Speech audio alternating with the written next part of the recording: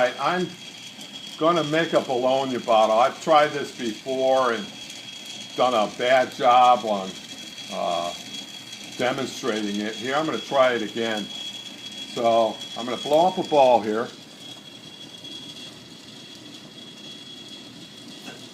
And just as the color starts to disappear,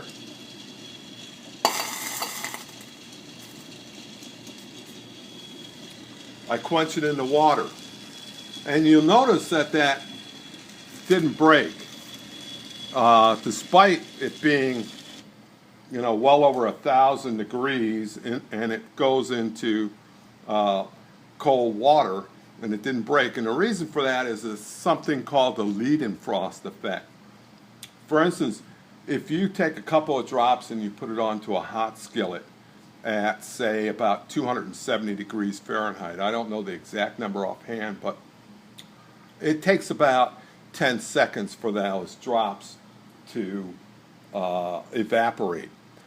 Now, if you heat it up to about 330 degrees Fahrenheit, you would say it would take about 5 seconds or less, when in fact it could take close to a minute, because what happens is gas forms around that droplet of water, so it's always away from the contact of the pan.